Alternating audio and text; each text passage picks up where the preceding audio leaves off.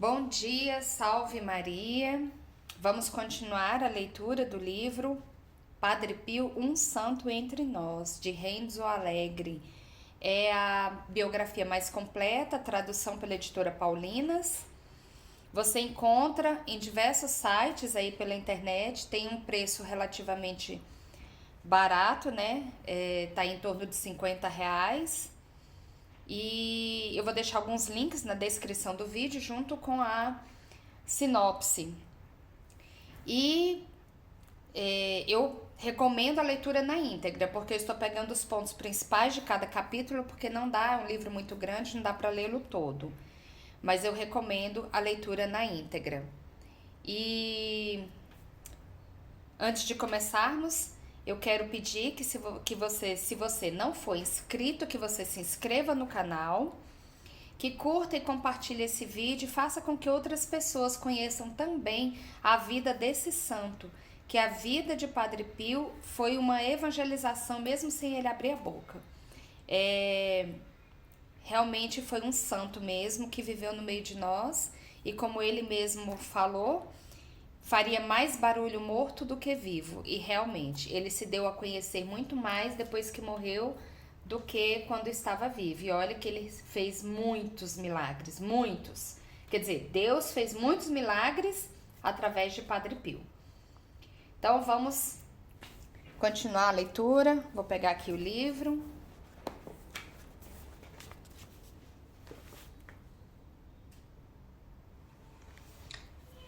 Capítulo 14. A crucifixão. Em finais de 1921, já muitos católicos italianos tinham ouvido falar dos fatos ocorridos em San Giovanni Rotondo. O que tinha acontecido na pequena povoação à beira do Gargano deixava as pessoas assombradas, provocando discussões entre elas. Ao convento dos frades capuchinhos chegavam diariamente centenas de cartas e pequenas multidões de peregrinos, pobres, abandonados, doentes, pecadores, mas também personalidades eclesiásticas, sacerdotes, bispos e cardeais. Todos recorriam a Padre Pio em busca de um conselho ou de uma palavra. Sobre aquele monte tinha sido levantado um sinal, e o mundo sentia-se atraído por aquele mistério. Padre Pio era feliz, embora os seus dias se tivessem tornado extremamente cansativos. Tinha mergulhado naquela missão com entusiasmo tal e sentia dentro de si uma energia poderosa. Como constataram vários médicos, apesar da sua constituição delicada, conseguia confessar durante 15 ou 16 horas seguidas sem comer. Encontrava-se naquele estado de alma particular e invejável de quem sabe que cumpre a missão para a qual veio ao mundo. Contudo, Padre Pio era seguidor de Jesus de Nazaré, o Filho de Deus, que na sua vida neste mundo tinha sido um fracassado. Com efeito, Jesus tinha terminado a própria existência morrendo na cruz, condenado como malfeitor naquele patíbulo da cruz, suplício apenas reservado aos escravos. É possível que na euforia do entusiasmo sentido no início da própria missão, Padre Pio tivesse esquecido por um momento o verdadeiro final da história de Cristo. Aquele êxito, aquele acorrer das pessoas, o tinha levado a pensar que se encontrava no caminho certo, raciocínio puramente humano. Segundo os desígnios de Deus, ele devia seguir Jesus como se tinha proposto fazer. E Jesus, depois do banho de multidão que lhe cantava hosanas no domingo de Ramos, tinha acabado no Calvário. Aquela adesão unânime dos pobres não devia enganá-lo. Não fazia parte da verdadeira realidade da vida.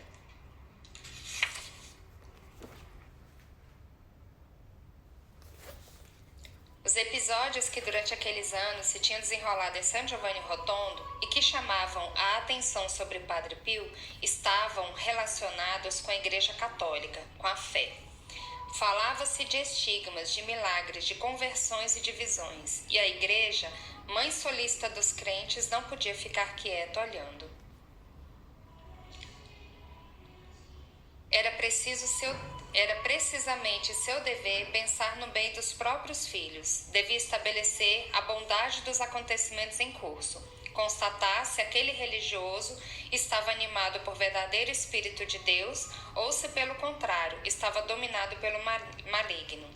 Nesse caso, seria necessário intervir intempestivamente para impedir que muitas almas fossem enganadas, com grave dano para sua saúde eterna. Singularmente, a título pessoal, muitos sacerdotes, alguns bispos e também vários cardeais davam crédito a Padre Pio. Como já vimos, até o Papa Bento XV, depois de ter enviado seus próprios observadores de confiança e de deles ter obtido opiniões favoráveis, tinha se expressado com frases lisonjeiras de encorajamento. Para ele, Padre Pio era um homem enviado por Deus. A Igreja, porém, é uma sociedade complexa.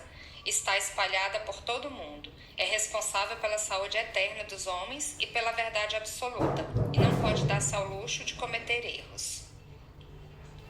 A missão de defender a fé e a doutrina foi confiada a uma congregação que se chama precisamente Sagrada Congregação para a Doutrina da Fé. Outrora era designada pelo nome de Santo Ofício, termo que evocava a intransigência e a severidade da Inquisição. O Santo Ofício era o dicastério vaticano máximo e mais poderoso, o Tribunal Supremo, como também lhe chamavam. A sua missão consistia em examinar tudo aquilo que estava relacionado com a fé e a doutrina da Igreja Católica, julgá-lo e emitir uma avaliação vinculativa para todos os fiéis.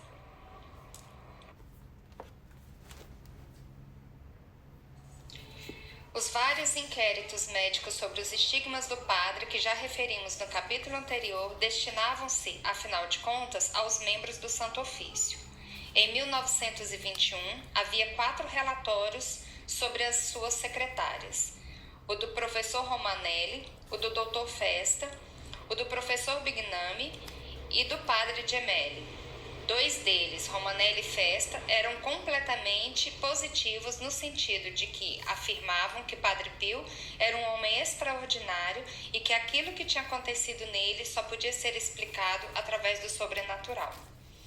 O professor Bignami, sendo ateu e materialista, não podia sugerir explicações sobrenaturais. E embora admitindo que Padre Pio era uma pessoa excepcional, indicava como origem das chagas um agente patológico combinado com um desvio psicológico do indivíduo, de tipo maníaco. O 4º relatório, feito por Padre Gemelli, seria teoricamente o mais autorizado. Gemelli, religioso, sacerdote, médico e grande cientista, reunia todas as condições para emitir o juízo mais competente.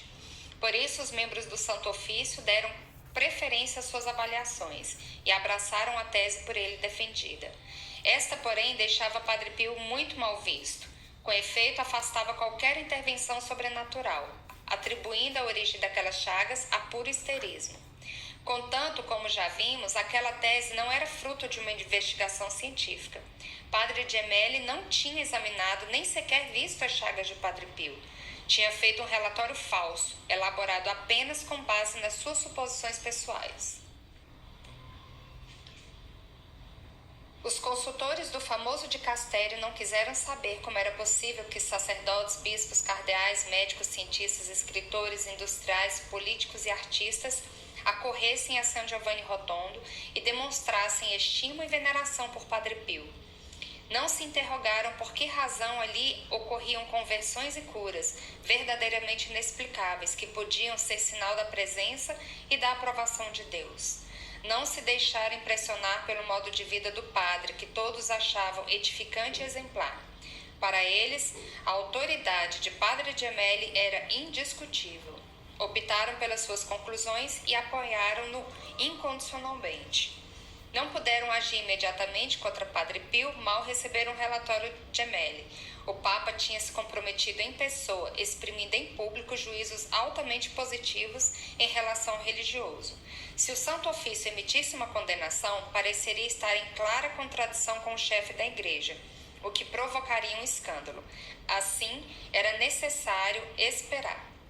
Contudo, as notícias de uma hostilidade aberta por padres do Santo Ofício começaram a circular desde 1921. De fato, em junho desse ano, tinham-se espalhado a notícia de que Padre Pio teria sido transferido para outro convento, e o povo de San Giovanni Rotondo insurgira-se, invadindo o convento e ameaçando o superior. Demonstrar assim quanta estima nutria por aquele religioso, uma estima talvez demonstrada de forma pouco ortodoxa, mas muito grande e incondicional. Entretanto, a 22 de janeiro de 1922, Bento XV, o Papa que apreciara e protegera Padre Pio, morre inesperadamente. Foi eleito em seu lugar Aklihat, que tomou o nome de Pio XI. Este tinha Padre Gemelli como conselheiro pessoal. A autoridade e o prestígio de Gemelli no seio da igreja aumentaram. Padre Pio prosseguia com a sua atividade de sacerdote. Horas de oração, horas e horas no confessionário, a consolar e confortar, a impelir as pessoas para o caminho do bem, a perdoar em nome de Deus. Dos testemunhos que chegaram até nós, constatamos que as suas diretivas espirituais eram modernas, situando-se na vanguarda da época. Brotavam da essência dos ensinamentos evangélicos. Ele fascinava e entusiasmava, sobretudo, a geração emergente, moças e rapazes que depois da guerra tentavam construir uma nova sociedade. Padre Pio iluminava suas esperanças e estimulava seus sonhos. Uma carta sua, escrita a 4 de novembro de 1922, é típica. Nela, o padre trata um problema então polêmico: a liberdade dos jovens para escolher a companheira da sua vida. Eram tempos em que a ingerência dos pais nos casamentos dos filhos era um hábito inveterado, sobretudo nas famílias abastadas e nas católicas. Certa senhora, Giustina Bastiani Giannini, tinha um filho que queria casar com determinada moça, contra a vontade da família. A senhora Giannini era uma católica muito conhecida. Também era mãe de Gemma Eufêmia Giannini, fundadora da congregação Irmãs Missionárias de Santa Gemma. Dirigira-se a Padre Pio procurando ajuda, pedindo-lhe que convencesse o filho a respeitar a vontade dos pais. A resposta do Padre Pio, porém, foi revolucionária para a mentalidade daquele tempo. Deixe o seu filho livre quanto à escolha da companheira de sua vida, escreveu-lhe Padre Pio. Ele já não é criança e sabe o que deve fazer.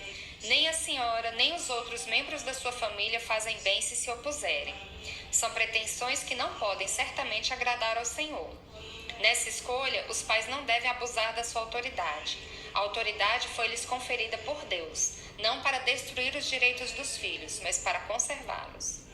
Mentalidade aberta, ou antes muito aberta. Padre Pio estava atento aos direitos fundamentais das pessoas e à liberdade de consciência.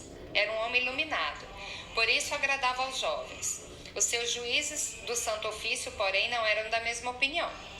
Estes já há tempos que tinham formado uma opinião negativa, e agora, com a morte de Bento XV, o Papa que acreditava em Padre Pio esperava a oportunidade para fazê-lo desaparecer. Uma primeira intervenção de peso teve lugar a 2 de junho desse ano. O Santo Ofício enviou ao Padre-Geral dos Capuchinhos uma longa carta que continha uma série de restrições às atividades sacerdotal do Padre Pio. O referido Padre Pio lê-se na carta do Santo Ofício. Deve ser mantido sob observação. Evite-se a menção de qualquer fato singular ou rumor sobre a sua pessoa. Celebre de preferência sumo mani, ou seja, de madrugada, e em particular. De modo algum deve mostrar os chamados estigmas, falar deles ou dá-los a beijar. Para que obtenham o efeito desejado, insistir junto de Padre Pio, para que conforme toda a sua conduta segundo estas disposições, declarando abertamente, através de palavras e de fatos, tanto aos confrades como aos estranhos, a sua firme vontade de ser deixado em paz. Deve, a partir de agora, ter outro diretor espiritual, em vez de Padre Benedetto, com o qual deixará de manter qualquer comunicação, até mesmo epistolar. não faltará quem possa dirigi-lo espiritualmente, de forma segura e prudente. Para executar quanto foi dito, seria necessário que Padre Pio fosse afastado de San Giovanni Rotondo e colocado em outro lugar, fora daquela província religiosa, como, por exemplo, em algum convento da Alta Itália. Os eminentíssimos padres desejariam que se procedesse imediatamente a essa transferência. Que vossa paternidade retire a Padre Benedetto a crônica por ele escrita sobre Padre Pio, enviando-a imediatamente ao Santo Ofício. O documento foi assinado pelo cardeal Merry Deval, secretário do Santo Ofício. As disposições nele constantes são secas, frias e severas. Tentam isolar Padre Pio das pessoas, sugerindo que o obriguem a celebrar a missa de madrugada e em particular. Tiram-lhe o diretor espiritual, ou seja, invade-se o campo íntimo de sua consciência, de sua vida espiritual. Apresenta-se a ideia de afastá-lo de San Giovanni Rotondo e impõe-se ao seu diretor espiritual que entregue um diário no qual tinha anotado todas as confidências do padre, violação de todos os princípios de reserva e privacidade.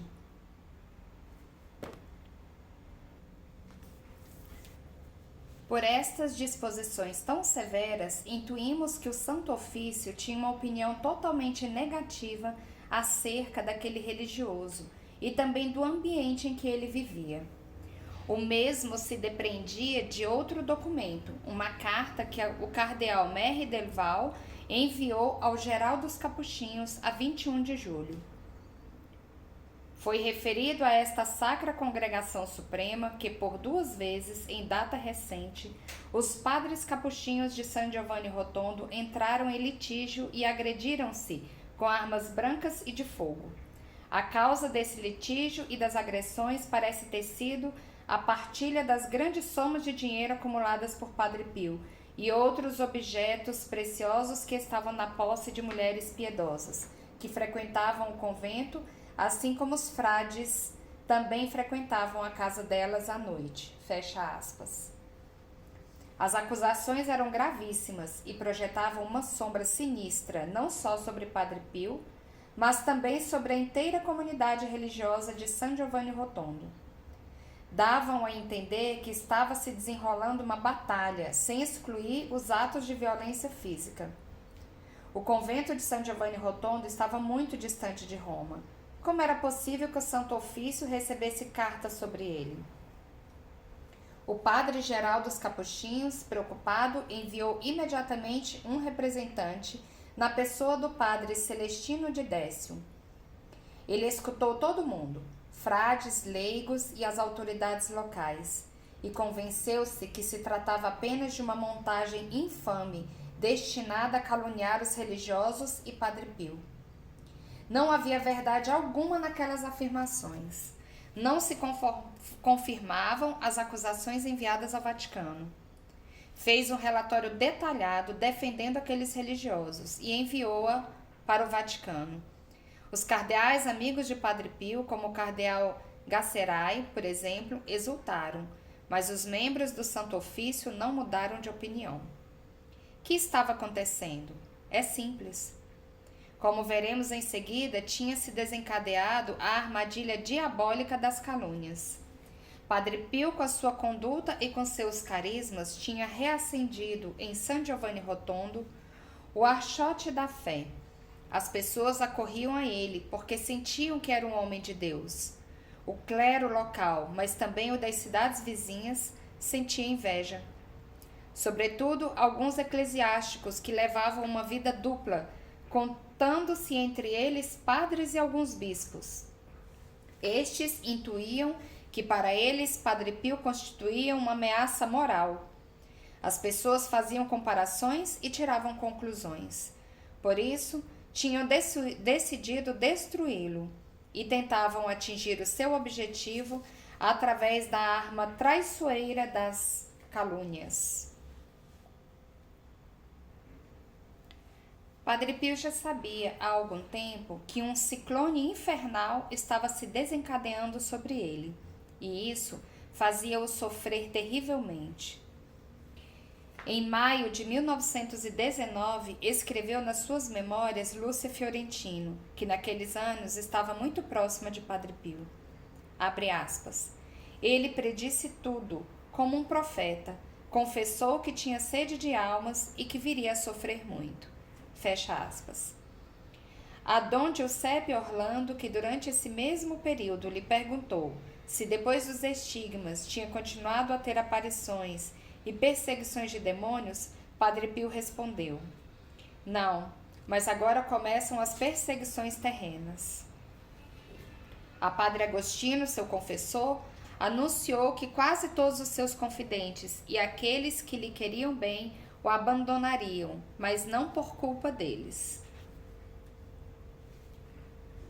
Padre Pio continuava empenhado na sua missão, que atraía ao convento cada vez mais gente. Os seus inimigos prosseguiam na sua obra de destruição. Ao Santo Ofício chegavam muitas cartas anônimas. Os juízes da Suprema Congregação decidiram que se devia tirar conclusões e emitir uma sentença definitiva sobre aquela situação. Reuniram-se em meados de maio de 1923. As suas reuniões eram secretas. Ninguém conhecia os temas nelas abordados. Padre Pio, porém, em San Giovanni Rotondo, parecia estar informado de tudo. A 16 de maio, escreveu a sua filha espiritual, Maria Gargani: por muito que me esforce, não consigo levantar-me deste cárcere infernal em que tenho jazido nesses últimos dias. Diga a Jesus que já é tempo de vir em minha ajuda, de me conceder quanto lhe peço já há algum tempo. Caso contrário, serei inevitavelmente aniquilado pelos meus inimigos. Meu Deus, sinto-me morrer sob esse peso. Já não posso continuar. Tenho os olhos velados de lágrimas e o meu coração rebenta sob este duro peso. Diga a Jesus que, se ele não quer escutar-me, me chame nesses dias para si, antes que se abata o diabólico cataclismo.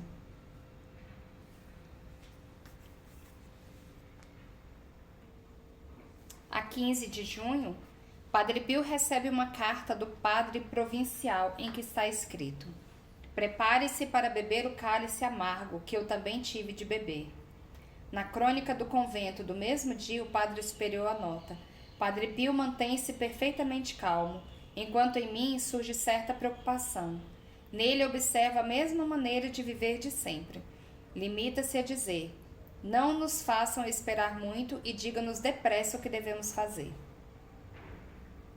A 7 de junho, o padre guardião de San Giovanni Rotondo recebe um pedido para fazer respeitar escrupulosamente as ordens já enviadas pelo Santo Ofício, a saber: Padre Pio não deve continuar a celebrar a missa para o público, nem a horas fixas. Celebre a missa na capela interior do convento, não devendo permitir-se a ninguém que assista a ela. Que o mesmo padre não volte a responder pessoalmente ou através de outrem às cartas que lhe forem endereçadas por gente devota, em busca de conselhos ou graças, ou por outros motivos. Entretanto, na região, espalha-se o boato de que Padre Pio vai ser mandado embora. O padre guardião considera oportuno não proceder à execução das ordens para não exasperar os ânimos. Escreve na crônica do convento: fazer atos de restrição neste momento poderia ser motivo de sérios distúrbios, e por isso as ordens serão executadas dentro de alguns dias. Ao final do dia apareceram alguns fascistas que queriam saber até que ponto era verdade o que corria de boca em boca. Desmenti tudo, porque de fato não há nada que corresponda à verdade acerca da partida de Padre Pio. Parece que a situação pode acalmar, mas temo algum golpe dos fascistas contra determinadas pessoas.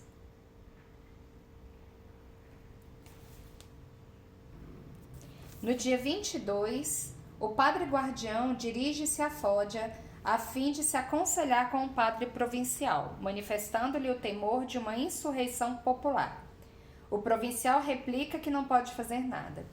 Na manhã do dia 25 de junho, Padre Pio celebra em privado na capela interior do convento.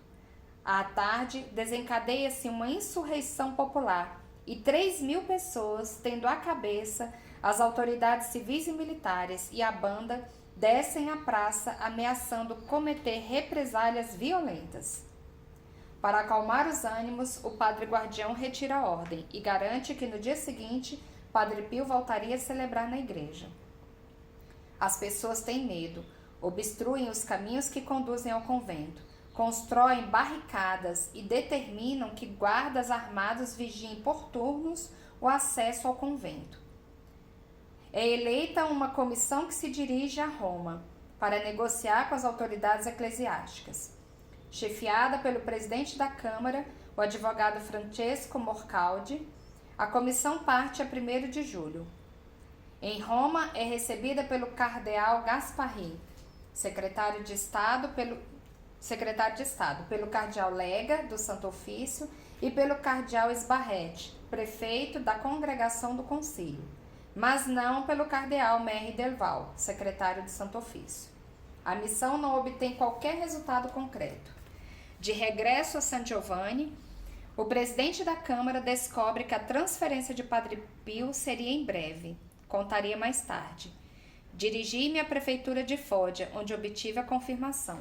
Corri então ao convento com o coração em grande alvoroço. Encontrei Padre Pio na sacristia, apoiado a uma janela iluminada pela luz do pôr do sol. Estava pálido e percebi que sofria mais do que eu. Disse-lhe: vais deixar para sempre o teu povo, Padre Pio? Ele abriu os braços e, abraçados, choramos juntos. Recluso, atormentado e quem sabe onde, partirás de noite com os soldados. Padre respondeu: se for esta a ordem, não poderei fazer outra coisa senão ajustar-me à vontade dos meus superiores. Sou filho da obediência. A 5 de julho, o L'Osservatore Romano, órgão oficial do Vaticano, publica o decreto do Santo Ofício relacionado a Padre Pio. Trata-se da sentença emitida em maio pelo Santo Ofício. Com efeito, tem a data de 31 de maio e é uma sentença de condenação. Eis o seu texto. A Suprema Congregação do Santo Ofício, dedicada à fé e à defesa dos costumes, após inquérito levado a cabo sobre os fatos atribuídos a Padre Pio de Pietrelcina, dos frades menores capuchinhos do convento de San Giovanni Rotondo, diocese de Foggia, declara não constar de tal inquérito o caráter sobrenatural de tais fatos e exorta os fiéis a conformarem-se no seu modo de agir com esta declaração. Texto sintético e lapidar. Não se negam os fatos, mas declara-se que não consta que tenham origem sobrenatural.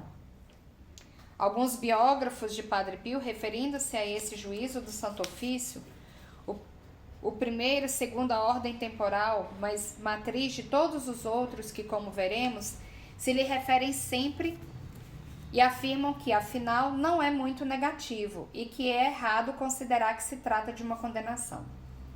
Ninguém pretende levantar um processo às intenções dos juízes do Santo Ofício, mas é bom esclarecermos imediatamente o alcance objetivo daquele decreto, para termos uma dimensão real das suas consequências. As palavras pelas quais é expresso o juízo do Santo Ofício são elementares. Não formulam uma condenação específica, mas fazem uma constatação, traduzida em termos categóricos. Assim, não apresentam dúvidas nem hipóteses. Diz-se que, após um inquérito, portanto, após um exame prolongado e uma ponderada avaliação do conjunto, não consta o caráter sobrenatural dos fatos atribuídos a Padre Pio. No entanto, estamos na presença de fatos específicos, sobretudo das chagas, que são indicadas como estigmas, ou seja, que fazem lembrar as chagas da paixão de Cristo. Se o Santo Ofício afirma de forma categórica que tais chagas não têm qualquer origem sobrenatural, leva as pessoas a considerar necessariamente verdadeiras as outras possíveis explicações do fenômeno, que são apenas 3. Aquelas chagas são fruto de uma fraude, de doença psíquica ou de engano diabólico. Assim, Padre Pio ou é um farsante vulgar, ou um pobre doente mental, ou um possesso do demônio. Não há outras hipóteses, e as três são desonrosas e rebaixantes, sobretudo para um sacerdote. Assim, o juízo do Santo Ofício era terrivelmente grave em qualquer dos casos.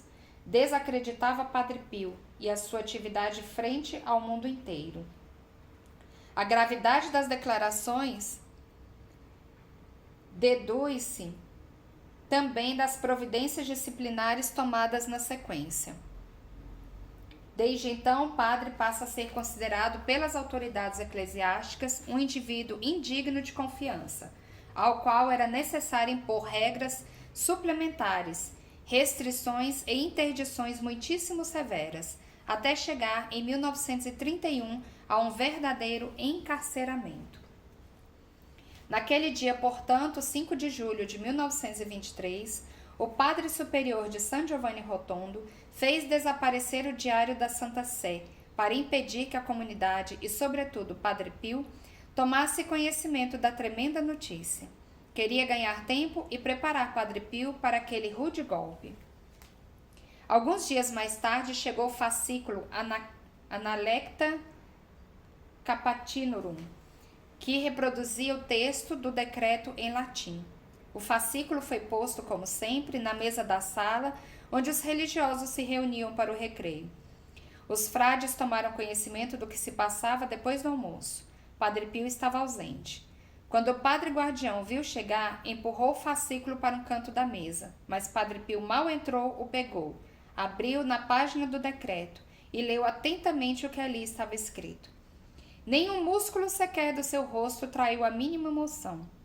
Terminada a leitura, voltou a pousar o fascículo no mesmo lugar e começou a conversar com seus confrades como se nada fosse. Emanuele Brunato, um convertido, filho espiritual de Padre Pio, que por aquela altura trabalhava no convento, estava presente na sala. Deu o seguinte testemunho. Terminado o recreio, acompanhei o padre à sua cela.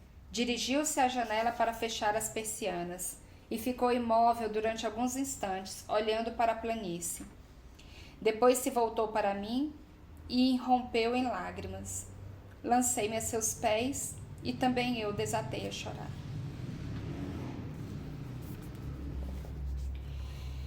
O decreto do Santo Ofício tinha provocado um grande alvoroço. Grande parte do mundo católico, sobretudo italiano, que tinha seguido com assombro os fatos de San Giovanni Rotondo, ficou indignada com aquele religioso impostor e com os seus confrades. Com efeito, a sentença não atingia apenas Padre Pio, mas também a Ordem dos Capuchinhos, responsável, segundo a opinião pública, por ter permitido tanta publicidade à volta de um fato tão importante, que afinal se revelara falso.